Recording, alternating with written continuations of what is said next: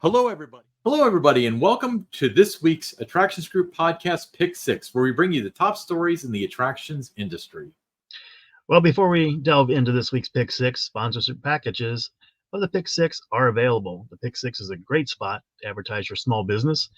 Get thousands of eyeballs from YouTube and ears from listeners of the Attractions Group Podcast on Apple, Spotify, Google, and more each month. You can direct message us on X at attractions_GRP, or just email me, dhelbig@cincy.rr.com. Ryan, what's the first story?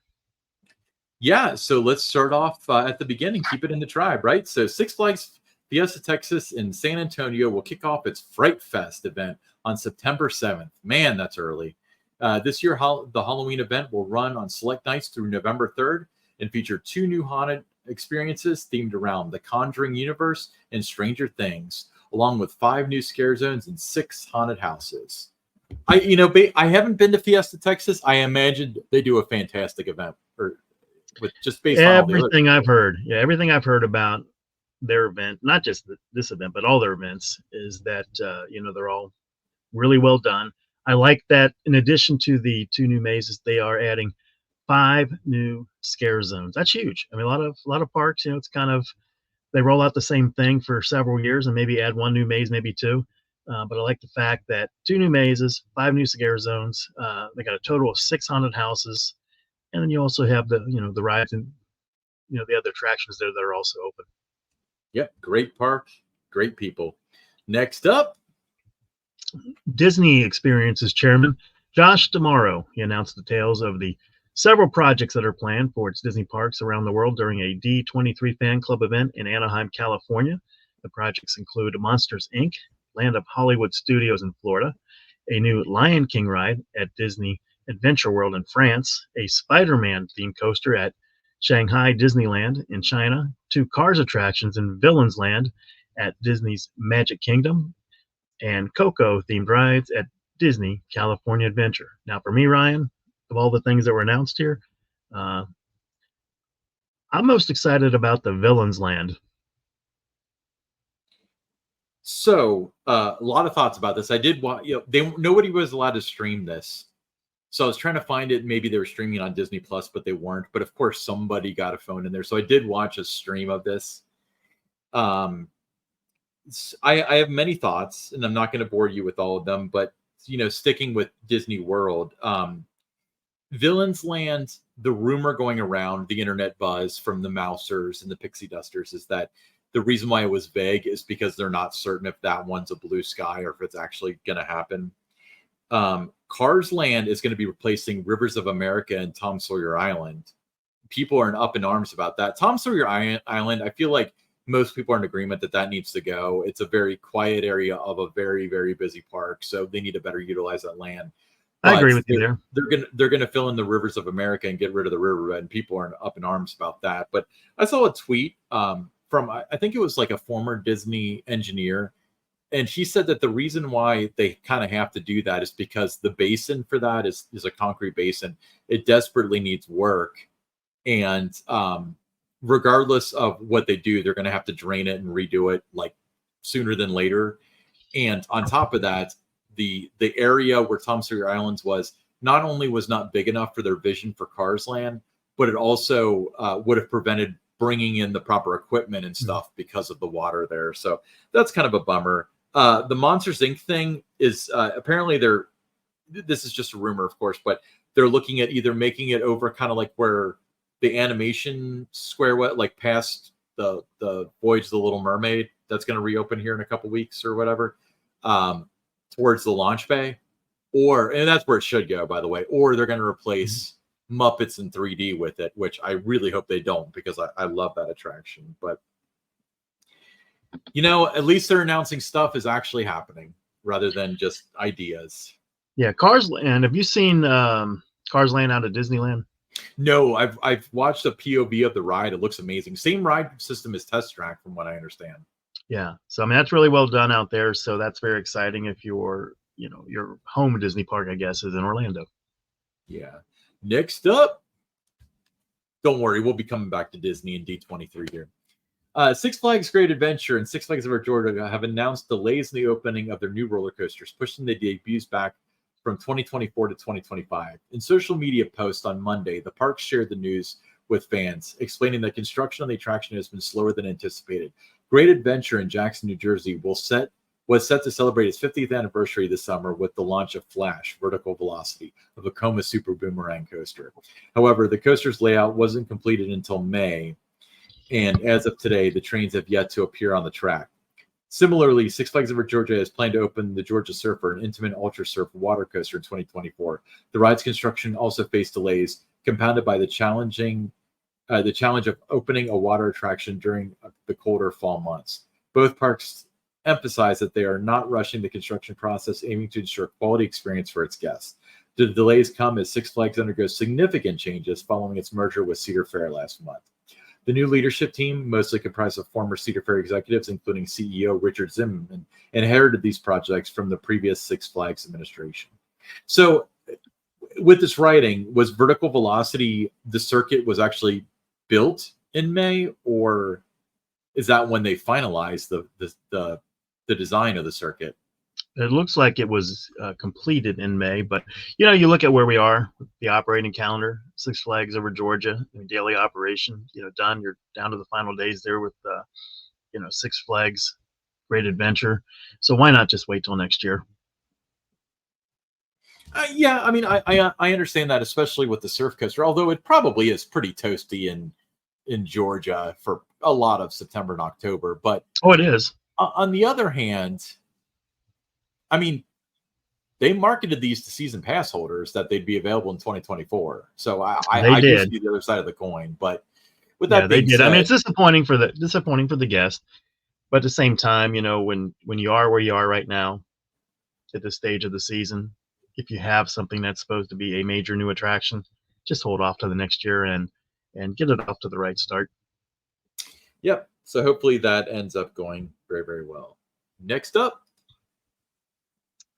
we have Get Ready for an Exciting New Journey when a reimagined test track presented by Chevrolet debuts at Epcot in 2025. Experiences showcased at D23, the ultimate Disney fan event. Walt Disney Imagineering is teaming up with Chevrolet to push the boundaries of innovation and celebrate humanity, or humanity's enduring drive toward a brighter tomorrow.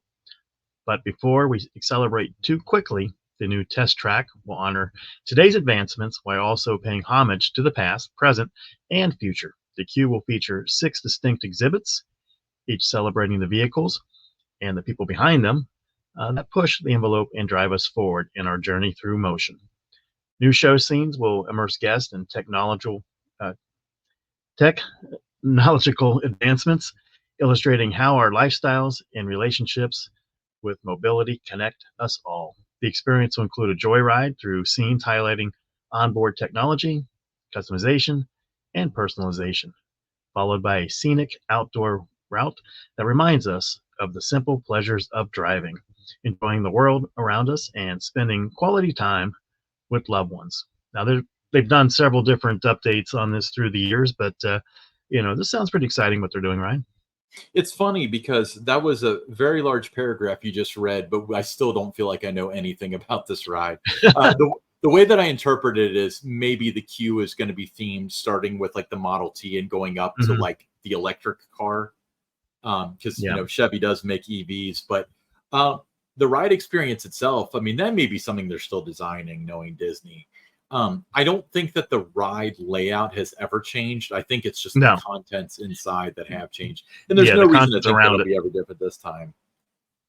No, but it sounds pretty cool. I mean, I like the way that, they continually update this attraction. Like I said, through the years, it's been done now, 3 or 4 different times they've updated it. I think I've written 3 versions myself, Yeah. But my understanding is General Motors has a lot to do with, because Disney's notorious for saying they're going to do something, and then if it does happen, it's 3 years from now, and then it takes them another 5 to build it. GM pays for a lot of this stuff, so that's why it's like, okay, they closed it in 2024, and then they're opening what did they announce? 2025. That's the way it should be for something like this, right? Right. Okay. Staying at Disney, this is also another D23 thing, because D23 is kind of a big deal if you guys hadn't noticed yet. But picture this. You're nestled on Main Street, USA, surrounded by loved ones, eagerly awaiting the start of a nighttime parade.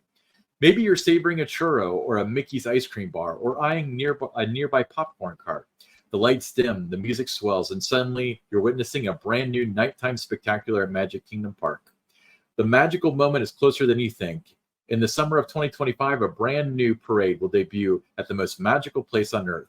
Broadway stars and former Disney Live Entertainment cast members Rachel Potter and Eden Espinosa took the stage at D23, the ultimate Disney fan event, during the Horizons Disney Experience, showcasing, the Verizon Disney Experience showcase to make this monumental announcement. The all-new parade titled Disney Starlight is set to light up the Magic Kingdom next summer. Now, a lot of people were excited because they haven't had a nighttime parade in a long time. But to clarify, during the parties, Christmas and Halloween, they do a nighttime parade.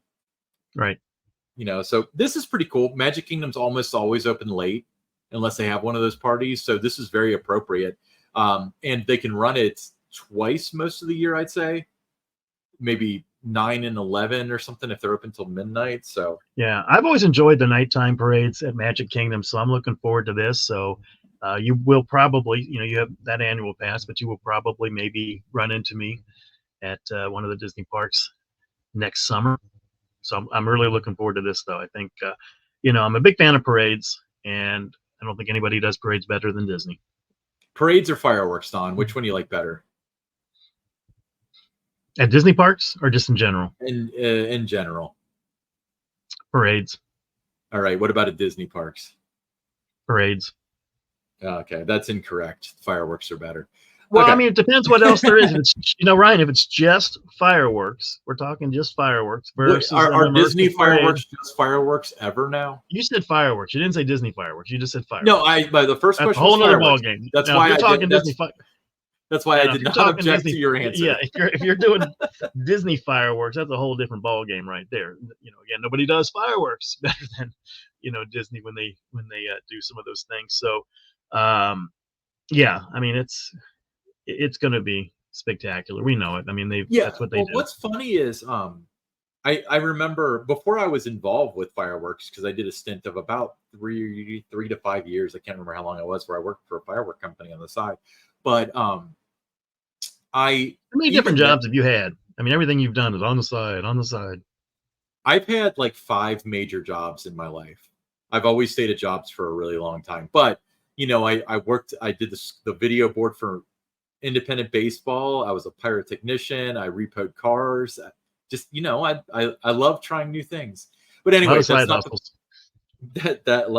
Charlie side hustle is what they call me. But I remember even my first visit to Disney, I think it was 2008. Well, my first visit as an adult, loving Illuminations because it was lights, it was everything. It told a story. But I thought Wishes was incredibly boring because I felt like it was just fireworks behind the castle. Nowadays with the projectors, yes, that was a game changer. Oh my God, yeah, that you could do the projectors. In fact, my understanding is that they've actually cut down the amount of fireworks. People say it's a cost savings, but the truth is you can design a show any way you want. You'd have to cut out a lot of fireworks to actually save money. And they still shoot them off the castle. That would be the way to save a ton of money, is to cut them from the castle itself. But I digress. All right, next story. The next story, a new record-breaking roller coaster is set to take the spotlight north of the border.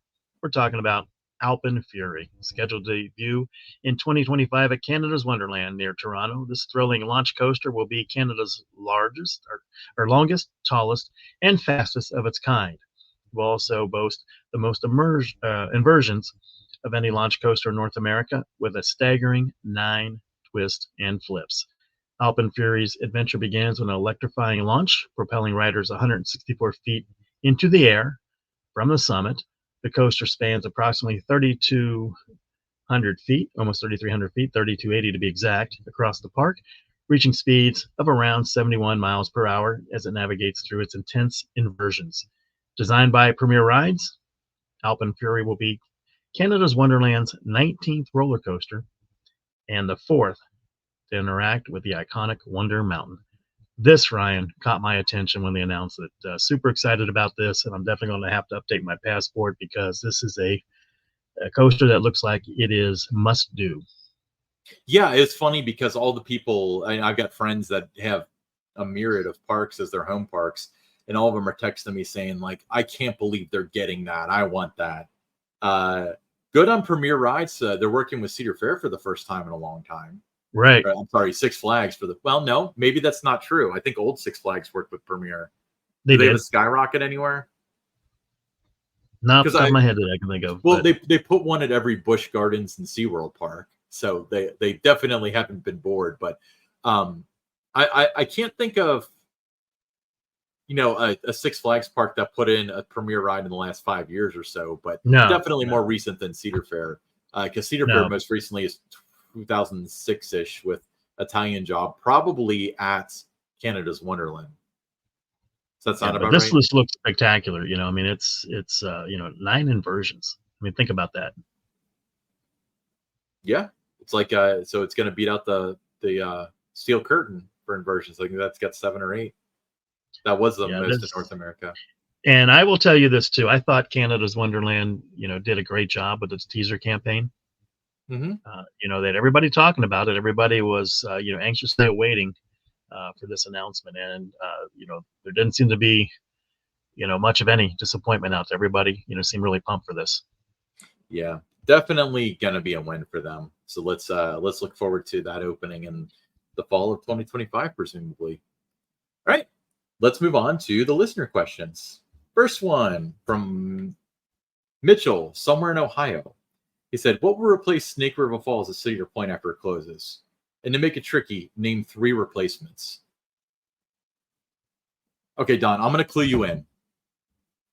Forget about Top Thrill 2. Let's take that out of the equation because that's an outlier.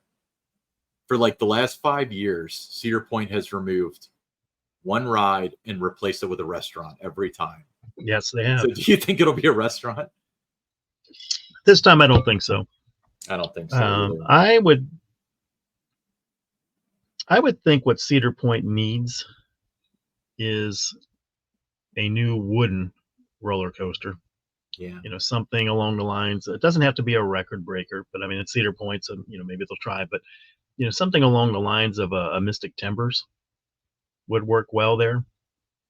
So that would be one. He said 3. 3 replacements. They've got just about, you look at it, they got about everything imaginable, right? So maybe something like a Big Bear Mountain, from Vekoma. That's a good space for something like that, I think. Yeah. And Eurofighter would be another good one. Yeah. Maybe a flying coaster. I feel like flying coasters are kind of passe at this point, but if anybody could pull it off, it would be Cedar Point. Yeah, so I think between what you and I were both talking about, I think we've got our 3. Yeah. But for me, just on what I think Cedar Point needs, I like the hardware, with the steel that they have. I think they're in a good place there. I would think a good brand new wooden roller coaster along the lines of a Mystic Timbers. Yeah. That's what everyone's saying, a modern wooden coaster. Great. Next up, Merritt D from Los Angeles, California. You both run an excellent podcast. Thank you. Thank you. Who would you put on your Mount Rushmore of theme park journalists or reporters? Well, we know Arthur Levine's going on there. Well, yeah, it's got to be Arthur Levine, Robert Niles, theme park insider. Yeah. You got to put him on there. No question for me too. I think Brady McDonald, Orange County Register, had written before for the Los Angeles Times. He does a great job, covering, especially what's going on out there with Disney and Universal. He's on top of that. Fourth one is you think of those 3 right off the bat. I'm going to go Tim Baldwin from Amusement Today. That was going to be my 4th as well, but I think Tim does a really good job with the articles in Amusement Today. I mean, he's a very good writer, very articulate. Has his facts always straight. So I'm going to go with Tim Baldwin. So that would be my 4. So we've got Arthur Levine from About Theme Parks.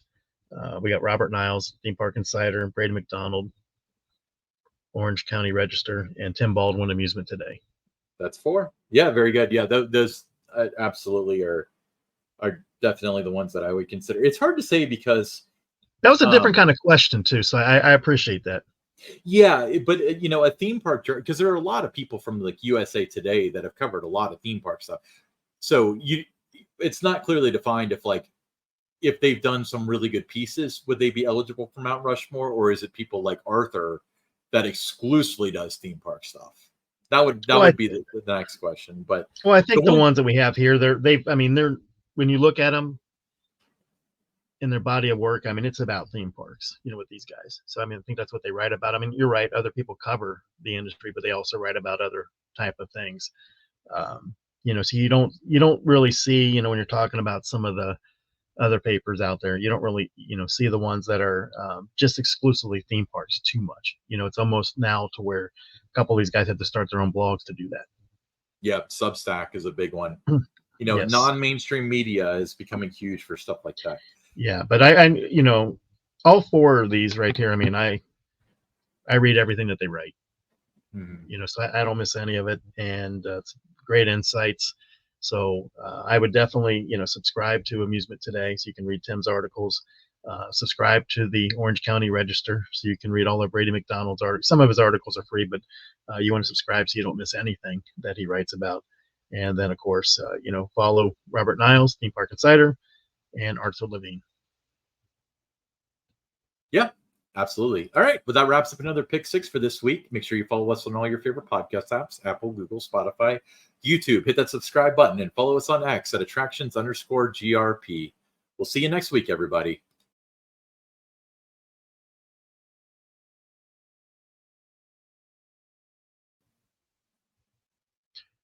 The bloggers and influencers that are on Kings Island's media list for press releases and media day events, they're expected to serve, kind of as shills for the park and its communications department. It says so on the content creators policy. What they can't be is us. We've been told as much by not being included on the Kings Island Communications Directors list. Hello, everybody. Alongside Ryan Sir, I'm Don Helbig, and this is Tower Topics. And meaning this more than ever, this is a podcast by Kings Island fans for Kings Island fans, because that's who we are and that's who we care about. And Don, before you say anything, for the first time ever, we're going to enter the no shill zone. Okay. So we're going to take this episode to kind of explain our stance with this stuff because, especially in the comments, it seems like there are a lot of people that respect our opinion, and there are a lot of people that, well, I wouldn't say a lot of people. There's a loud minority of people that anytime we say anything negative, they attack us personally and stuff. And if you want to do that, that's fine. It's the internet. We've been around. We get it.